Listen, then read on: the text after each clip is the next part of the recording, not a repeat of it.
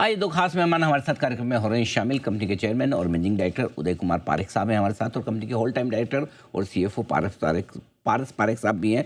पहले उदय पारेख साहब का आपको परिचय करवा दूं। आप पेशे से मैकेनिकल इंजीनियर हैं और इस मशीनिंग इंडस्ट्री में 19 साल से ज़्यादा का लंबा गहरा अनुभव रखते हैं। ज्योति सीएनसी जैसी दिग्गज कंपनियों के साथ काम करने का भी उनका बड़ा अनुभव रहा है। और पारस पारेख साहब 2014 से कंपनी के साथ हैं। आपने बीकॉम और एमबीए की डिग्री हासिल की है। आपका भी बैंकिंग और प्रिसीजन सेक्टर में काम करने का करीबन 18 साल का अनुभव है। कोटक बैंक और साथ ही साथ एचडीएफसी बैंक जैसे दिग्गज संस्थानों के साथ काम करने का अनुभव पारस जी का है। आप दोनों का बहुत बहुत स्वागत है सर। क्योंकि दोनों आप पारेख हैं तो मैं आपको फर्स्ट नाम से संबोधित करूंगा। उदय जी, सबसे पहले तो आप बताएं, ओमनीटेक इंजीनियरिंग आपकी कंपनी की शुरुआत आपने कैसे की, क्या थॉट प्रोसेस के साथ की और आपकी कंपनी करती क्या है? So first of all, thank you for your time. So before I like to start with who we are. So I have done my graduation mechanical engineering, and I have hand-on work on machining aspect. I have worked in Jyoti CNC Automations, and in 2006 we have started from having less than 1 lakhs of equity and some of bank loans. So एक machining unit चालू किया. जी. To serve the OEM customers to the global customers. ठीक है. So coming to the Omnitech का meaning क्या है? Omni means all, everywhere, and tech means how can we provide the technology based solutions. Ji. So that was the original our visions behind that. So हम लोग precision engineer compounds along with the assembly and testing and end-to-end warehousing solution for the US market. That is our business. So basically, if you see overall, आप तो sir Gujarati है ना? हाँ, गुजराती। आप आराम से हिंदी बोलिए। आप अपने दर्शक भी सब नॉर्थ के, गुजरात के सब हिंदी समझने वाले। बढ़िया से अच्छी बढ़िया वाली हिंदी बोलिए आप। नहीं, डेफिनेटली। जी जी। तो क्या होता है ये मुझे भी जल्दी से समझ में आएगा। नहीं, डेफिनेटली। क्या होता है, लार्ज OEMs है एंड जो ग्लोबल कस्टमर्स है उसका काफ़ी business they are outsourcing the critical components, and they are more on the assembly, testing and service side of the business. So we are primarily key component suppliers along with the assembly and testing. So mainly we work into the 3 large segments. One is the energy, one is the motion control automations, one is the industrial equipment. Okay, 3 segment है. 3 segments है.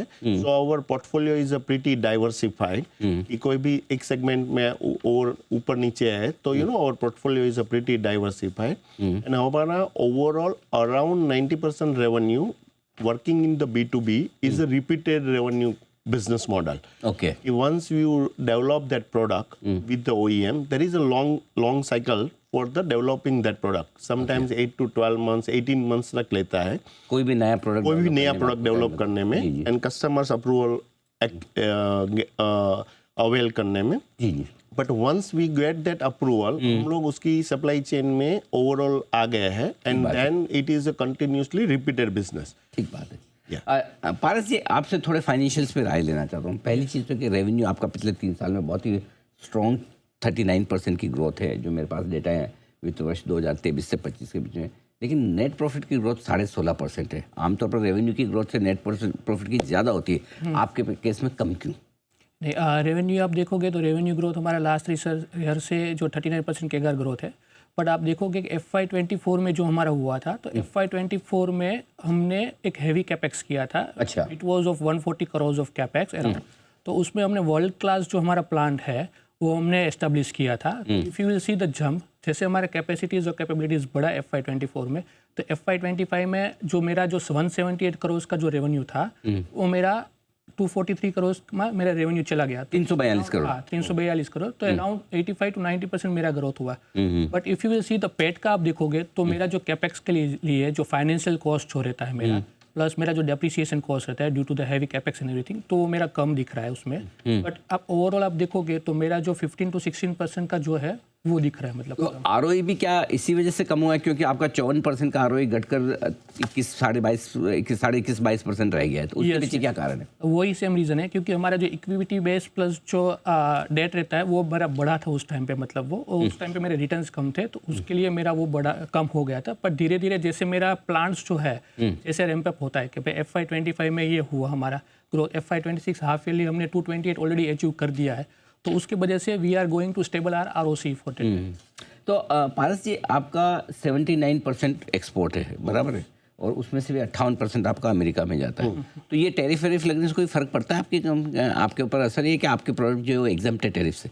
Our product के ऊपर tariff है, अच्छा। But हमारा major working with the global customers, हमारा main payment terms रहता है एक्स वर्क्स। ओके। दूसरा बात एक्स वर्क्स, तो duty and tariff is payable by the customers. अच्छा, वही। अपार्ट फ्रॉम दैट हम लोग we are into the so safety critical product line, so overall ये सप्लाई चेन है, हिस्टोरिकली स्ट्रेटेजिक सप्लाई चेन रहती है, which establish by for the 5, 10, 15 years of the time. तो overall 6-8 महीने के लिए सप्लाई चेन डिस्टर्ब नहीं होती है। Apart from that we are also main competing west to east side of the business. कि जो वेस्ट में सपोज यूएस है, मेक्सिको है, ब्राजील है, वो कनाडा है, जो प्रोडक्ट वहां पे बना रहे हैं वो प्रोडक्ट हम लोग इंडिया लेके बना रहे हैं। तो काफी बार we are competing to the global customers, and apart from that हम लोग low volume high mix business में, so we are not in the very high volumetric business. तो new product development lead time भी काफी ज्यादा है। ठीक बात है। अच्छा, एक चीज़ बताएं पारस जी, क्या वजह है कि वर्किंग कैपिटल साइकिल काफ़ी ज़्यादा है आपके, जो मैं देख रहा हूँ करीबन 282 दिनों का है, राइट? क्या ये बिजनेस की रिक्वायरमेंट है, सारी कंपनियां आपके फील्ड में है वो इसी तरह का है, या कोई स्पेसिफिक वजह इतना ज़्यादा वर्किंग कैपिटल साइकिल होने के पीछे क्या वजह है? या if you will see the our peers, तो पीयर्स का भी सिमिलर रहता है पूरा। अच्छा। और दूसरा आप देखोगे तो लास्ट 2 इयर्स में हमारा जो था वो अराउंड 179-180 डेज का था। जैसे मैंने बताया कि जैसे हमने नया प्लांट बनाया तो वो पूरा बढ़ा, क्योंकि क्या होता है हमारा कि हमारा एक मिनिमम लेवल क्वांटिटी होता है सप्लायर के साथ। सपोज आज मुझे 1 टन का रिक्वायरमेंट है मटेरियल्स का, तो I need two by around 5 tons of material. ऐसा क्यों? वो उसका एक मिनिमम ऑर्डर रहता है कि अच्छा, इतना तो लेना ही पड़ेगा उसका आपको, इतना तो लेना साइज हो गया। क्योंकि वो कस्टमर्स अप्रूव सप्लायर्स रहते हैं, या तो फिर मेक टू ऑर्डर्स रहते हैं, तो उसका मिनिमम ऑर्डर क्वांटिटी हमको रहना पड़ता है। ठीक है। तो कैसा होता है कि सपोज के last year if I have done x value with 1 customers, तो ये साल में मेरा x+4 है। तो जैसे मेरा 1 टन उस टाइम पे नहीं था, तो अभी मेरा वो 5 टन से वो पूरा यूटिलाइज हो रहा है मेरा। तो मेरा जो इन्वेंटरी जो टन्स है वो मेरा कम हो रहा है। तो इफ यू विल सी कि लास्ट ईयर मेरा जो 283 डेज था, तो अभी मेरा फर्स्ट हाफ में इट्स अराउंड 251, हाँ 256। तो वी आर इम्प्रोवाइजिंग थोड़ा कम हो रहा है। वो करने के लिए। ठीक बात है। अच्छा, रॉ मटेरियल पर एक बार राय आपसे लेना चाहता हूँ सर। जरा समझाएं कि 37% आपका रॉ मटेरियल इंपोर्ट होता है, ये कौन से देशों से इंपोर्ट कर रहे हैं, और क्या इंपोर्ट में ये इस तरह से टैरिफ वाले माहौल में और ये क्रिटिकल मिनरल्स वाली चीज़ों में उस पर आपको कोई असर तो नहीं होता? हम लोगों का जो 37% जो इम्पोर्ट है उसमें हम लोगों के कस्टमर्स के काफ़ी सारे ये this product category is very critical. तो वो लोगों ने कुछ मिल्स है, सपोज इनकोनल्स के लिए मटेरियल्स है, inconel titanium, that mills they have approved into Japan and similar UK and like that. So there is a restrictions we have to buy from those mills.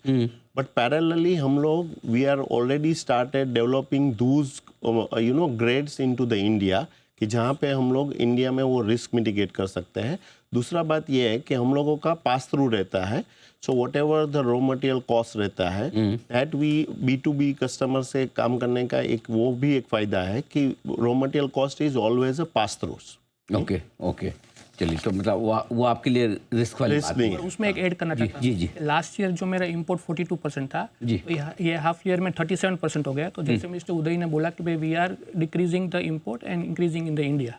ठीक बात है। पारस जी, एक चीज़ और बताइए जो फाइनेंशियल से रिलेटेड है, क्योंकि आप सीएफओ हैं तो मैं आपसे पूछ रहा हूँ। एक तो नेगेटिव कैश फ्लो 190 करोड़ के आसपास का, इसकी वजह और कब से उम्मीद करें कि आपके कैश फ्लो पॉजिटिव हो सकते हैं, और दूसरा ये कि ट्रेड रिसीवेबल्स की जो आपके 128 दिन हैं अभी, वो कब तक कम करने की और किस तरह लेवल पे आप लाने की उम्मीद करते हैं? फर्स्ट क्वेश्चन जो है, तो मेरा FY23 FY24 में मेरा पॉजिटिव ऑपरेटिंग कैश फ्लो था। ओके। मैंने ये जो नया प्लांट रैंप अप किया है, तो उसके लिए मेरा जो ऑपरेटिंग नेट कैश फ्लो है वो मेरा नेगेटिव में आया है। But if you will see the half yearly, तो हाफ ईयरली मेरा 12 to 13 करोड़ का ऑलरेडी कैश फ्लो मेरा ऑपरेटिंग में ये अभी करंट ईयर में यस पॉजिटिव आ गया है प्लस। और दूसरा जो ट्रेड्स का जो है, तो हमारा जो पेमेंट टर्म्स रहता है वो नेट 30, 60, 90 डेज कस्टमर से रहता है, as we have 75% of the export business, और सब बड़े OEM कस्टमर्स रहते हैं उसमें। But thanks to the tariff, तो अभी जो कस्टमर्स क्या करें, they are giving us the lean philosophy. For example के जो हमारा कंट्रीब्यूशन यूएस में है, तो अर्लियर वो लोग क्या करते थे कि यूएस में से they distribute to their plant, जैसे मिडल ईस्ट है या कनाडा है, सिंगापुर है। तो now what they are doing कि वो डायरेक्टली बोल रहे हैं कि भाई इतना मेरा सपोज कि 1000 पीसीस है, तो 1000 पीसीस में 500 pieces use deliver to the middle east, 200 pieces है आप यहाँ पे डिलीवर करो सिंगापुर में, और बाकी का you give to the warehouse in the US, मतलब यूएस में आप वॉन्टेड वेयर हाउस में आप भेजो। तो जो नेट पेमेंट टर्म्स जो रहता है हमारा, मतलब तो now we are improvising in that thing कि सपोज कि मेरा इन ट्रांजिट टाइम यूएसए में समझो 60 to 70 डेज है, प्लस मेरा नेट पेमेंट टर्म्स रहता है।